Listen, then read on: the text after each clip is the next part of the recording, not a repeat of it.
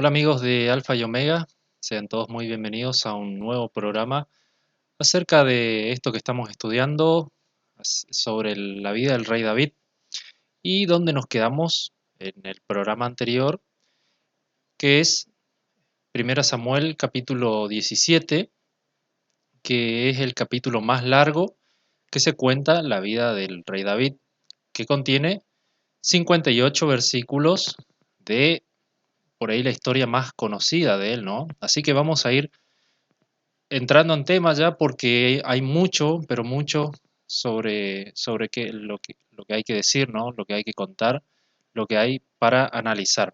Así que vamos a la palabra de Dios en 1 Samuel capítulo 17, el versículo 1 dice lo siguiente: Los filisteos se juntaron sus ejércitos para la guerra y se congregaron en Soco, que es de Judá, y acamparon entre Soco y Aseca en Efes Damim. Para comenzar hablaremos un poco acerca de quiénes eran los filisteos, de dónde provinieron y desde hacía cuánto tenían trato con la nación de Israel. Estos eran un pueblo no semítico conocido como los pueblos del mar, provenientes del sureste de Europa, Grecia, Creta, Anatolia, cuando a fines del siglo X, antes de Cristo obviamente, hubo distintas migraciones provenientes de estos pueblos, ¿no? Buscando nuevos lugares para habitar. En la primera batalla naval que se registra en la historia, ¿no? Esta tiene como nombre Batalla del Delta, ocurrida alrededor del año 1178 a.C., entre estos pueblos del mar justamente y los egipcios del faraón Ramsés III, aquellos que creen que era el propio Ramsés de la Biblia, el Ramsés del Éxodo. Otros dicen que era Ramsés II, pero como ya había hablado en un programa creo que fue el año pasado, que no era Ramsés, no era alguien llamado Ramsés, ¿no? Sino Amenofis III, ¿sí? Pero capítulo aparte ya, sí. Y fue con la victoria para Ramsés III, expulsándolos de sus dominios. Entonces los filisteos se asentaron en la costa mediterránea de Israel. Esto está registrado, esta batalla del Delta, ¿sí? Está registrado en los bajorrelieves funerarios de Medinet Abu en Tebas. Esta batalla está contada en un libro que leí recientemente llamado El Egipto de los grandes faraones del autor Christian Jack y es del año 1981. Pero aunque el registro bíblico nos habla de los filisteos ya en los tiempos de los jueces, es decir, unos 170 años antes de que se asentaran finalmente en la costa mediterránea.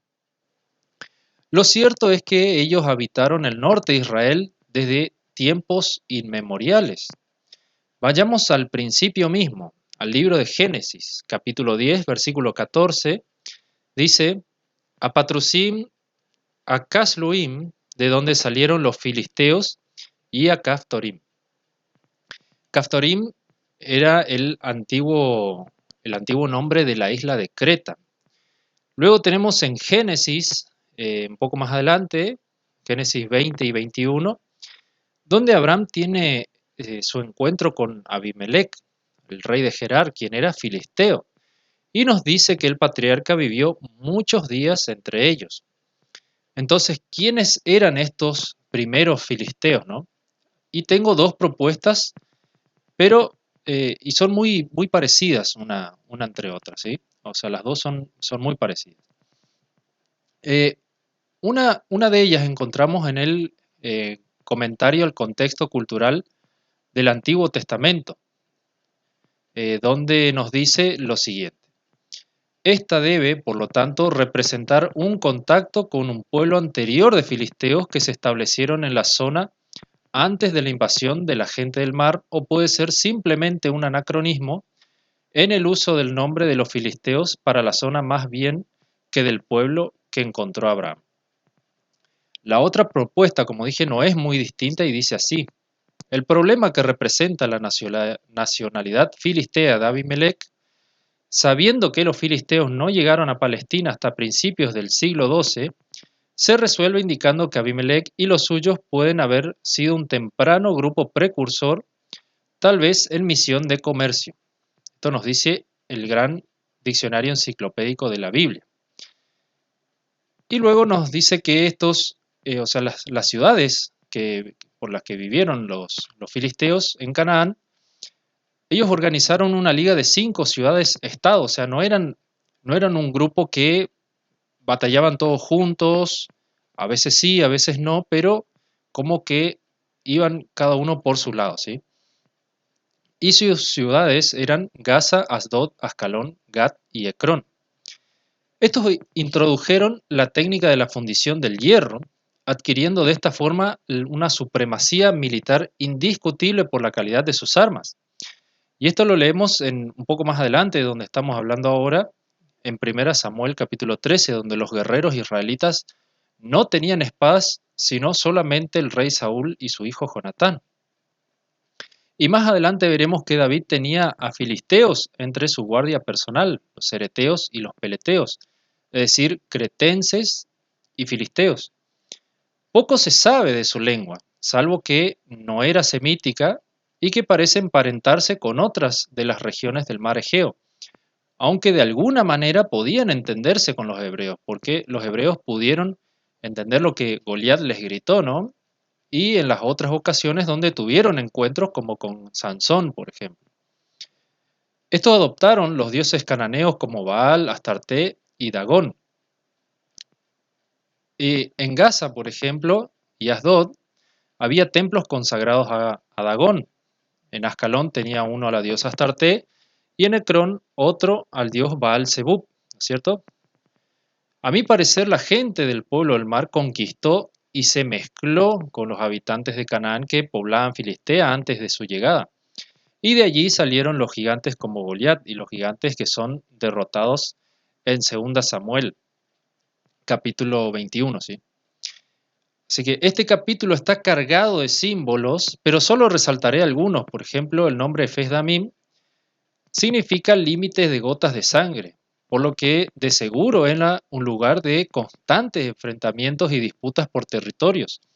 Y el lugar se prestaba para un excelente campo de batalla, como les iré mostrando algunos mapas de la zona, ¿sí?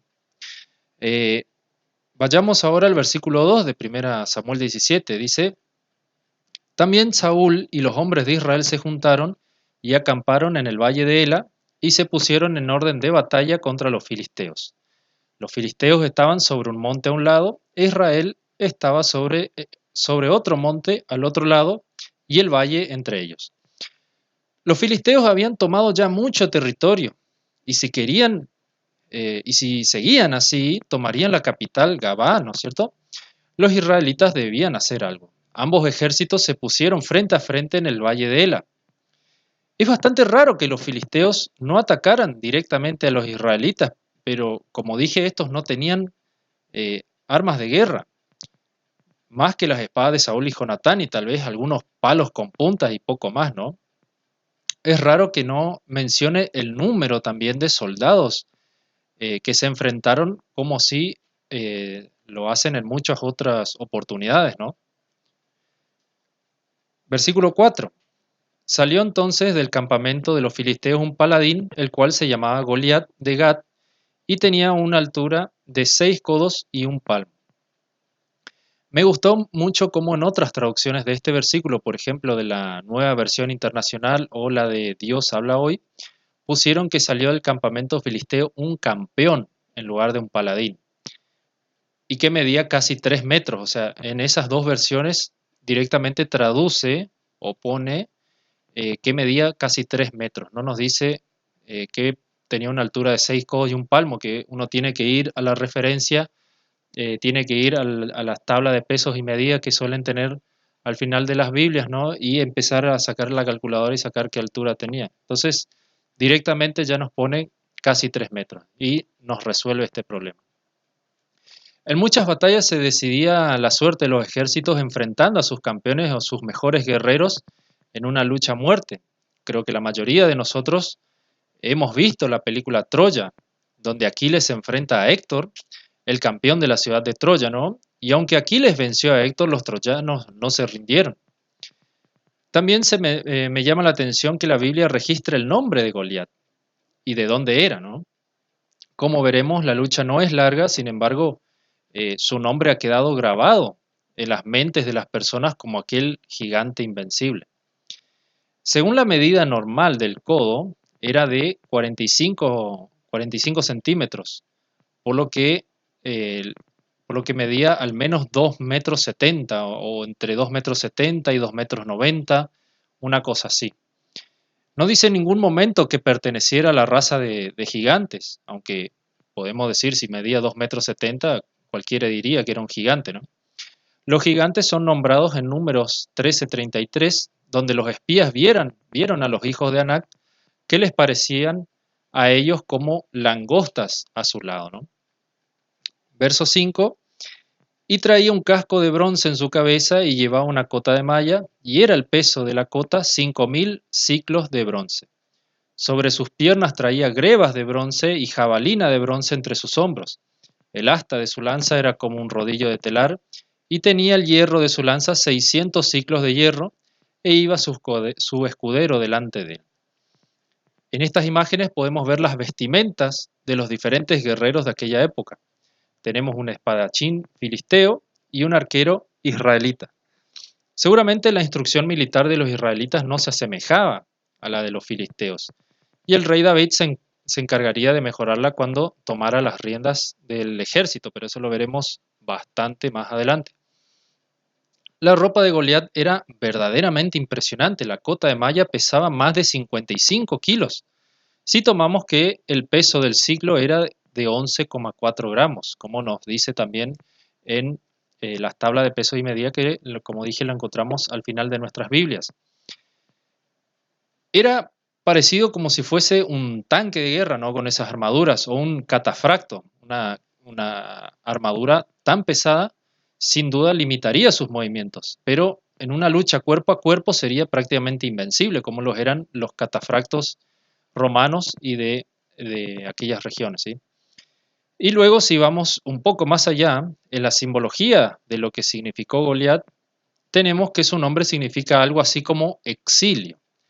Pero este no sería el caso. También significa exponedor, quien venía a exponer las debilidades del reino de Saúl. Y sus ropas no se parecían, sus ropas se parecían a una serpiente con esas escamas metálicas, ¿no?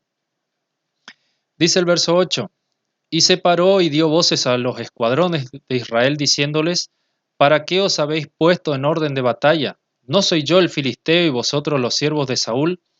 Escoged de entre vosotros un hombre que venga contra mí. Si él pudiere pelear conmigo y me venciere, nosotros seremos vuestros siervos, y si yo pudiere más que él y lo venciere, vosotros seréis vuestros siervos y no serviréis. Y añadió el filisteo, hoy yo he desafiado al campamento de Israel, dadme un hombre que pelee conmigo. Oyendo esto, Saúl y todo Israel estas palabras del filisteo, se turbaron y tuvieron gran miedo. Saúl había sido elegido porque se destacaba por su estatura, ¿no? Y su arrojo. Pero ahora temblaba de miedo. Por sus características, él debía ser el oponente más indicado para pelear contra Goliat. Sin embargo, pocas veces encontramos en la historia que el rey se enfrente mano a mano contra un campeón.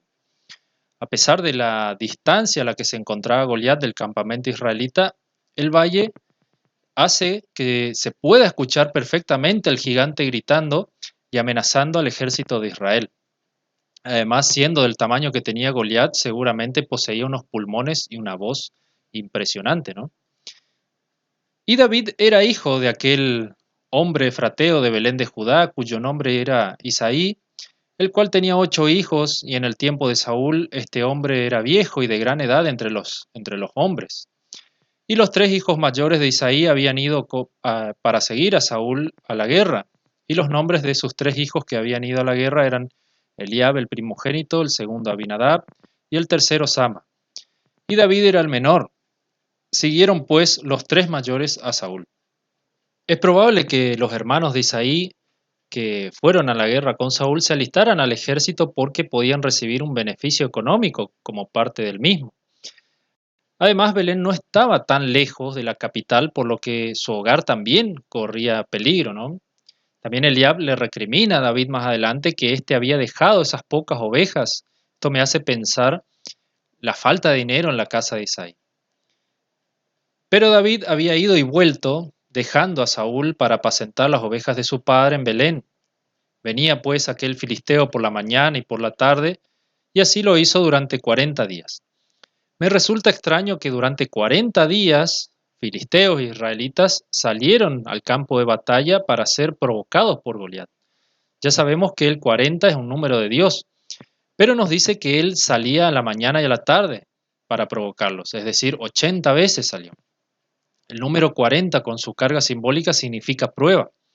40 días de diluvio, 40 días en el desierto estuvo Jesús y los 40 días que estuvo con sus discípulos, etcétera, ¿no? Y en esa prueba el ejército de Israel falla porque tuvieron miedo y no confiaron en Dios, aunque ya sabemos que la suerte de Saúl ya estaba echada en capítulos anteriores. Me parece a mí que si yo como ejército invasor al quinto día no pasa nada, no se arma la escaramuza, voy a atacar. Pero seguramente, eh, y encima teniendo al gigante de mi lado, eh, voy a ir a provocar, ¿no es cierto?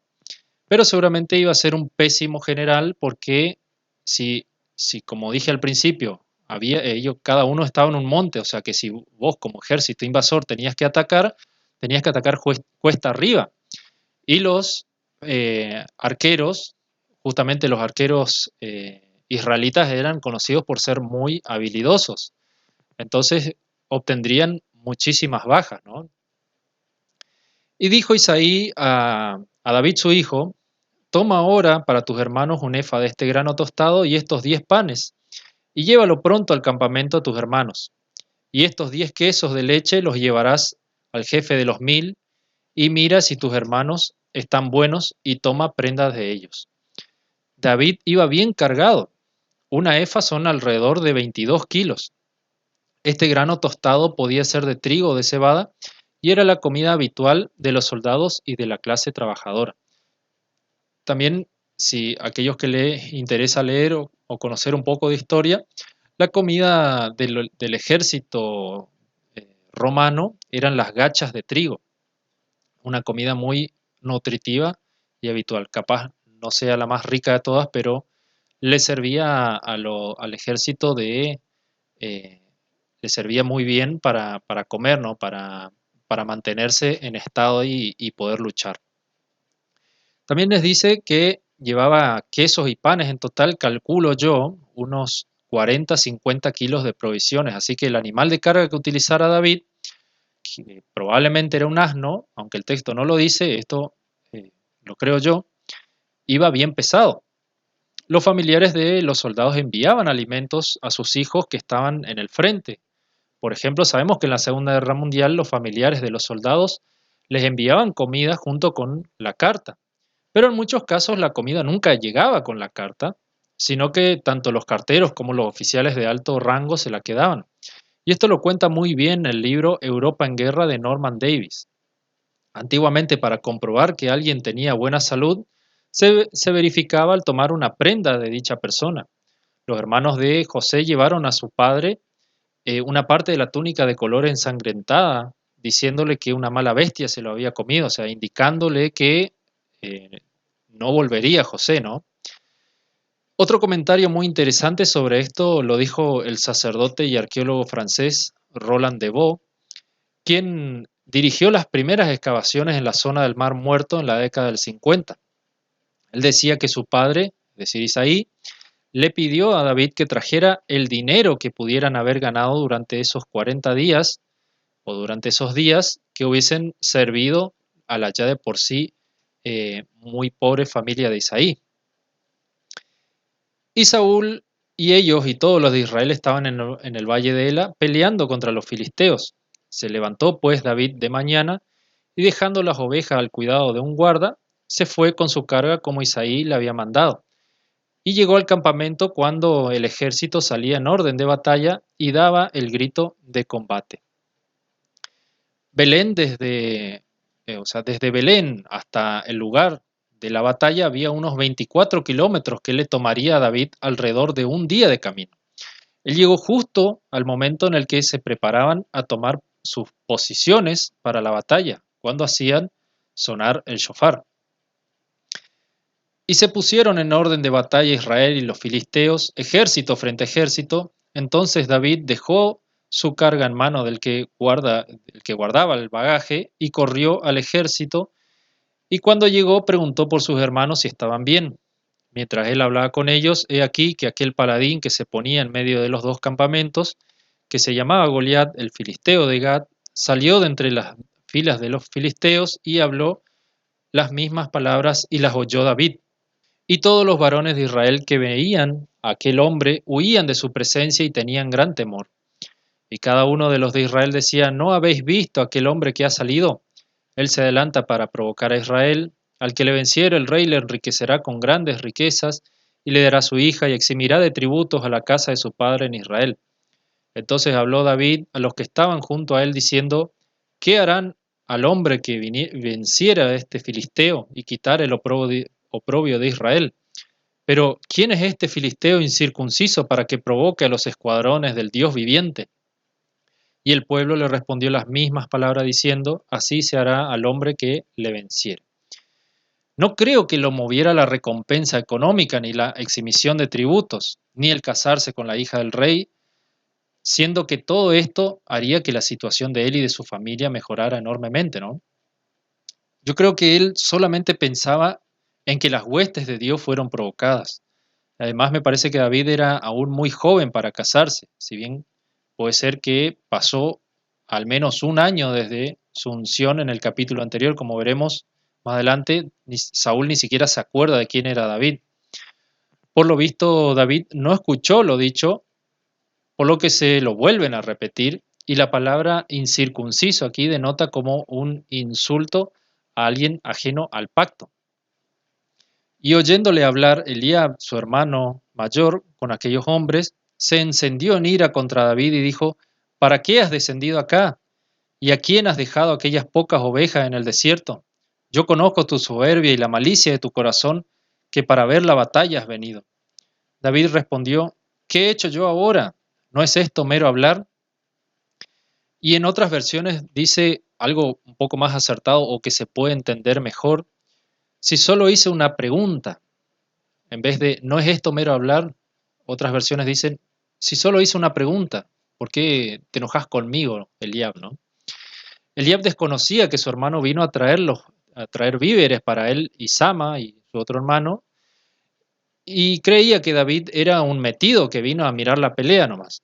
Eliab fue desechado por Dios por sacar conclusiones precipitadas. Él representaba el típico hermano que busca pelea entre hermanos de la iglesia, ¿no? Y apartándose de él hacia otros, preguntó de igual manera, y le dio el pueblo la misma respuesta de antes. Fueron oídas las palabras que David había dicho, y las refirieron delante de Saúl, y lo hizo venir. Y dijo David a Saúl: no desmaye el corazón de ninguno a causa de él, tu siervo irá y peleará contra este filisteo. Y dijo Saúl a David: no podrás tú ir contra aquel filisteo para pelear con él, porque tú eres muchacho, y él un hombre de guerra desde su juventud. Las palabras muchacho y juventud aquí son las mismas, que son básicamente las mismas que habíamos visto en el programa anterior, donde muchacho era traducido por criado en el verso 18, es decir, que Goliat fue entrenado en el arte de la guerra desde muy joven. ¿Cómo sabía Saúl que Goliat era un guerrero desde su juventud? ¿O era acaso conocido por todo Israel el nombre de Goliat de Gat? Es decir, desde joven ya se sabía que existía este gigante entre las filas de los filisteos. Desde muy joven ya era un luchador. Y David respondió a Saúl: tu siervo era pastor de las ovejas de su padre, y cuando venía un león o un oso y tomaba algún cordero de la manada, salía yo tras él y lo hería y lo libraba de su boca. Y se levantaba contra mí, y si se levantaba contra mí, yo le echaba mano de la quijada y le hería y lo mataba. Fuese león, fuese oso, tu siervo lo mataba, y este filisteo incircunciso será como uno de ellos. porque ha provocado al ejército del Dios viviente. Añadió David: Jehová me ha librado de las garras del león y de las garras del oso, él también me librará de la mano de este filisteo.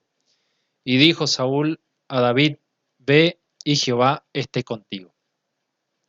El león antiguamente era muy común en todo Israel, desde Egipto hasta la península de Anatolia y la India. Sin embargo, hace muchos años que ya se encuentra extinto en las tierras bíblicas, y referencias a que Israel era parte de su hábitat son numerosas. Hace algunos años salió una nota donde dice que el 8% de los hombres cree que tienen posibilidades de vencer a un león en una pelea cuerpo a cuerpo sin armas. Luego los osos también, la especie que vivía en Israel era el oso pardo sirio, que desde hace tiempo también está extinto en Israel y Jordania, pero todavía sobrevive en Irán, Irak y Turquía. Estos animales cazaban ovejas y cabritos durante el invierno cuando las plantas silvestres escaseaban. Estos llegan a pesar hasta 250 kilos, por lo que las armas que utilizaba David podrían matar a un oso. David venía a demostrar que la victoria que no provendría de su propia fuerza, sino de Dios mismo, ¿no? Esta visión de atribución de victorias y asistencias al Dios protector era muy común en todo Oriente. Las palabras de Saúl al final del versículo son muy interesantes, a pesar de que ya había caído en desgracia frente a Dios, ¿no? Es importante que las personas nos bendigan. Creo que por más que una persona ya no cuente con el favor de Dios, su bendición nunca puede convertirse en maldición.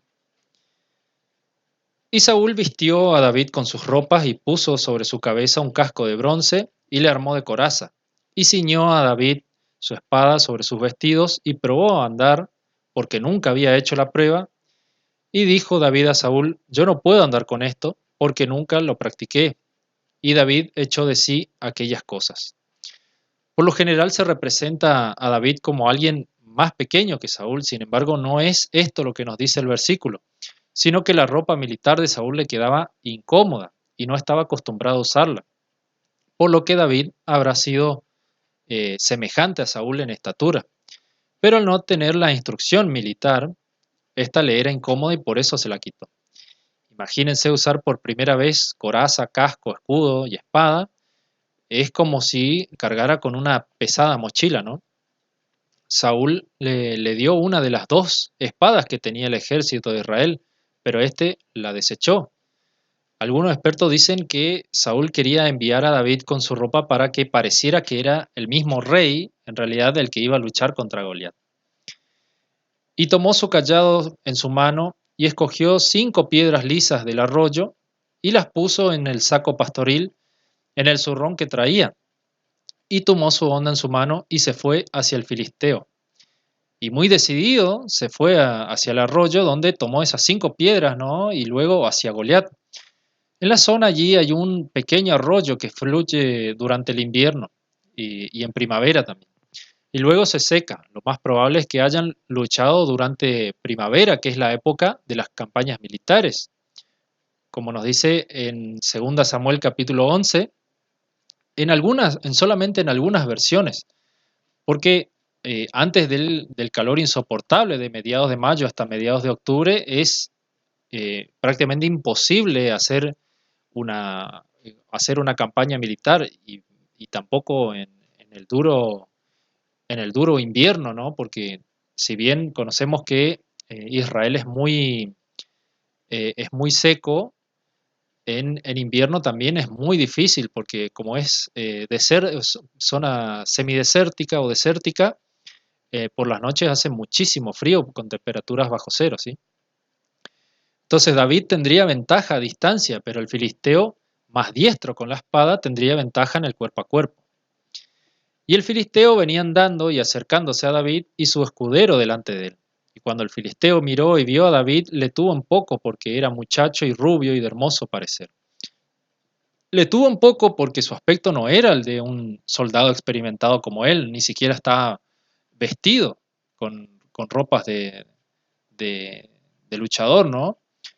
No se lo veía curtido en la batalla, ni siquiera, como dije, no tenía ropa de guerra. pero todos verían que las apariencias engañan, ¿no? Y dijo el filisteo a David: ¿Soy yo perro para que vengas a mí con palos? Y maldijo a David por sus dioses. Goliat vio el cayado de David, el cual era el bastón que usan los pastores de ovejas para arriarlas, ¿no? También podía ser utilizada como arma contra osos y leones, como seguramente lo hacía David. Y Goliat lo interpretó mofándose de ese palo, como que ese palo era para espantarlo, ¿no?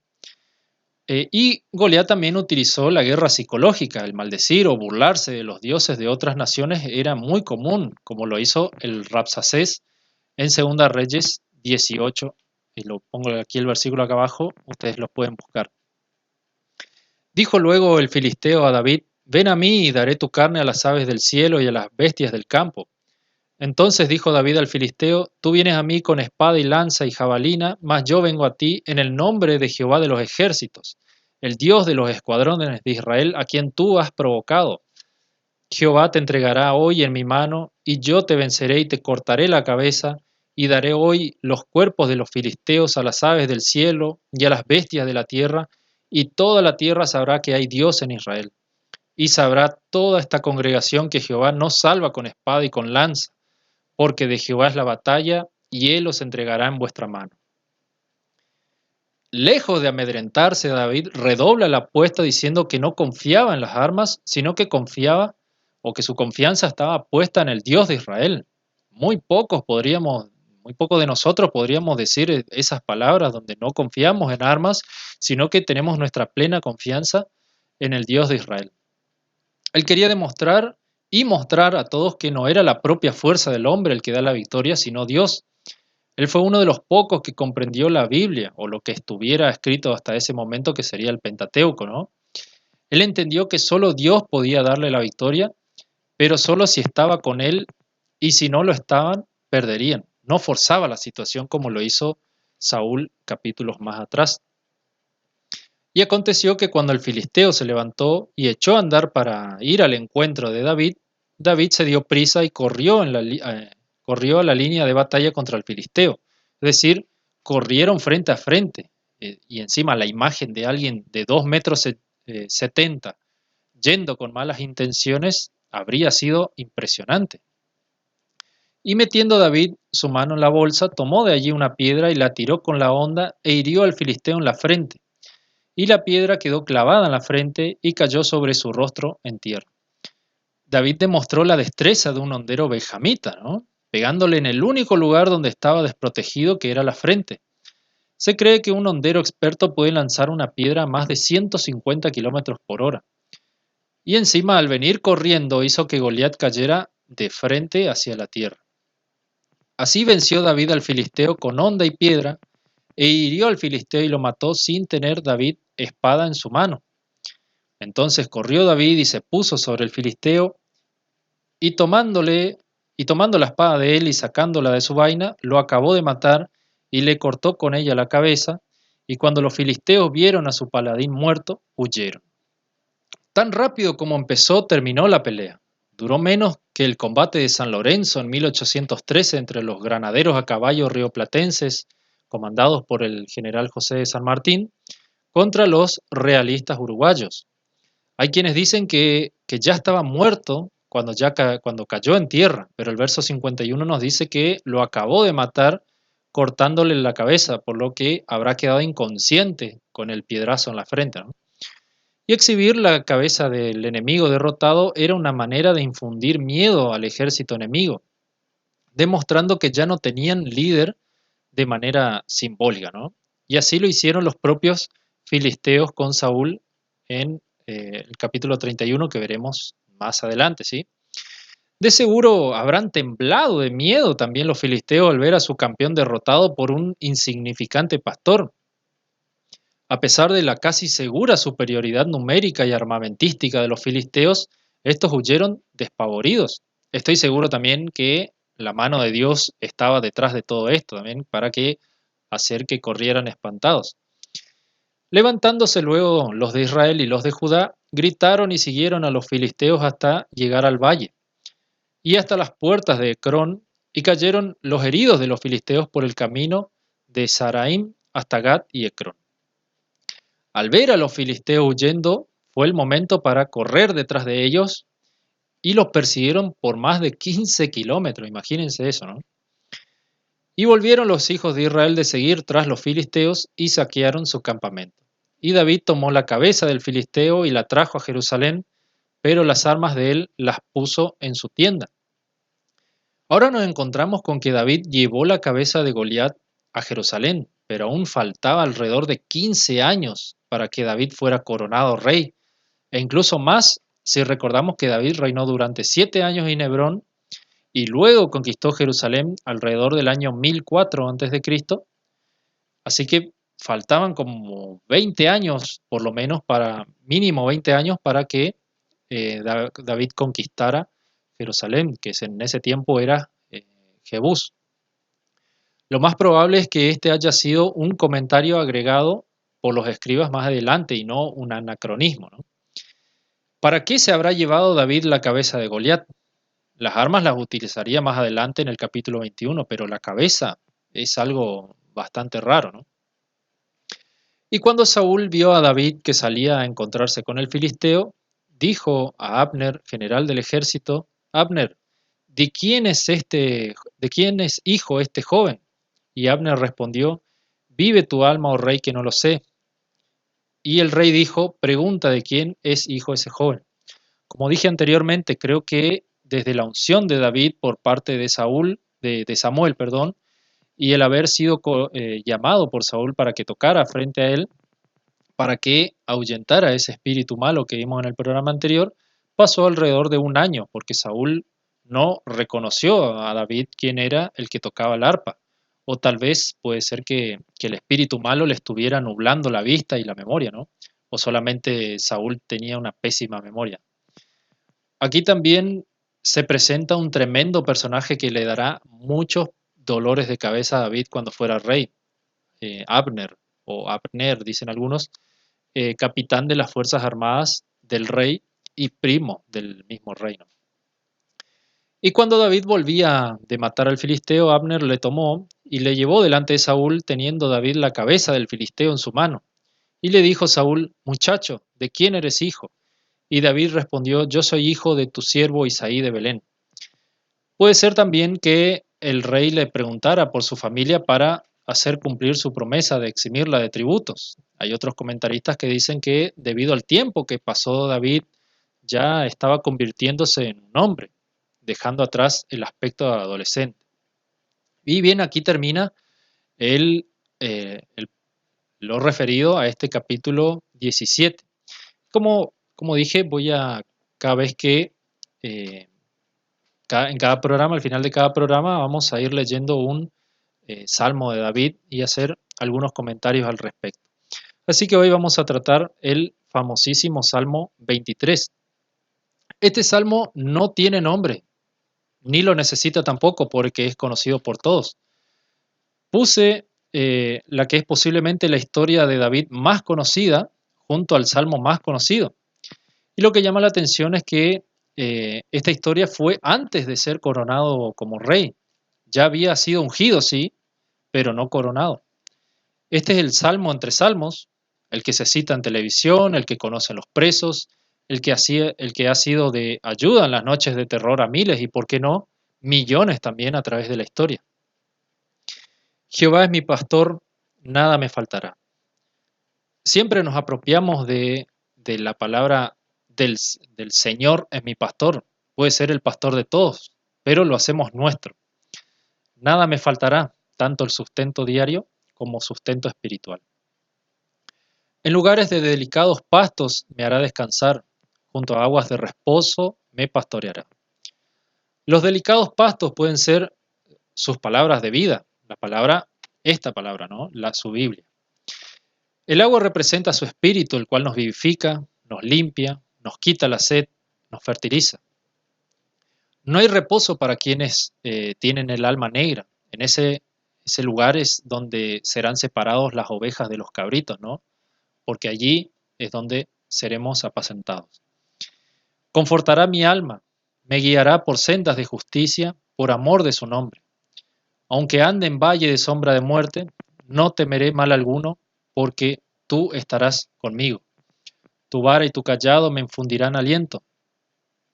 Hay una zona en Jerusalén llamada Gehenna, que es la misma palabra traducida como infierno en el Nuevo Testamento, que queda al sur de la ciudad, donde se quemaba la basura luego del regreso del exilio babilónico hasta no hace muchos años.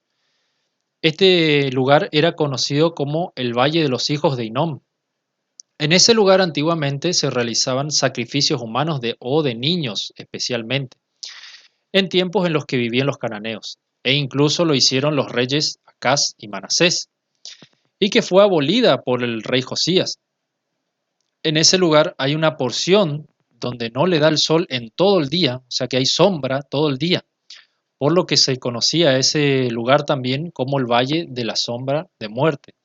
Así que David tenía plena confianza en Dios al caminar incluso por ese lugar peligroso o maldito. Pero como dije, estamos comparando este salmo con la historia de Goliat, o cómo un pastor venció a este gigante. Este salmo seguramente lo escribió posteriormente cuando ya era rey, porque, como dije, estamos hablando sobre este lugar. Aderezas mesa delante de mí en presencia de mis angustiadores, unges mi cabeza con aceite, mi copa está rebosando. Ciertamente el bien y la misericordia me seguirán todos los días de mi vida, y en la casa de Jehová moraré por largos días. El cristiano tiene enemigos. No puede ser de Cristo y no tenerlos, porque estos son anticristos. Es muy difícil cumplir lo dicho por Pablo de estar en paz con todos los hombres. El estar con la cabeza ungida con aceite es decir, que se está purificando o se está purificado, ¿no? Y la copa rebosando es tener más de lo que se necesita. Morar con Dios en la eternidad es un pensamiento hacia la eternidad, ¿no? Ya pensando hacia el descanso y luego a la posteridad. Así que espero le haya parecido interesante. Le quiero leer esta última frase que lo dijo Charles Spurgeon. El Salmo 23 no está gastado y es tan dulce a oídos del cristiano como lo eran en tiempos de David. Que digan lo que quieran los amantes de la novedad. Así que espero le haya parecido interesante, como dije, este programa, el capítulo más largo de la historia de David, o al menos creo yo que hasta el momento en Primera Samuel, eh, en el libro de Primera Samuel, ¿no? Luego tendremos que ver en Segunda Samuel y así. Espero le haya parecido interesante nuevamente, Dios lo pueda bendecir muy ricamente. Muchas gracias y hasta la próxima.